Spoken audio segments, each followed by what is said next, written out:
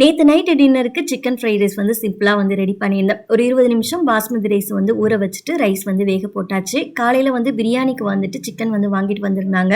அதிலிருந்து கொஞ்சமா சிக்கன் வந்து ஃப்ரிட்ஜ்ல எடுத்து வச்சிருந்தேன். அதை நல்லா கிளீன் பண்ணிட்டு 65க்கு ஃபர்ஸ்ட் மசாலாலாம் மிக்ஸ் பண்ணி ஊற வச்சிடலாமேன்னு சொல்லிட்டு ஒரு 20 நிமிஷம் போல வந்து ஊற வச்சு எடுத்துக்கிட்டேன்.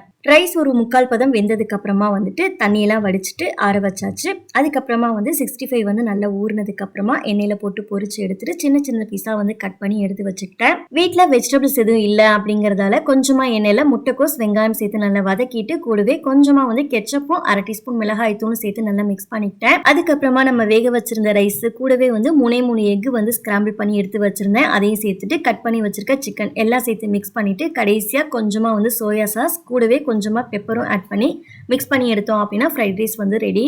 சிம்பிளா வீட்லயே ஃப்ரைட் ரைஸ் வந்து ரெடி பண்ணிட்டு டின்னர் வந்து கம்ப்ளீட் பண்ணியாச்சு. அவ்வளவுதான். நாளைக்கு இன்னொரு மினி vlogல மீட் பண்ணலாம். பாய்.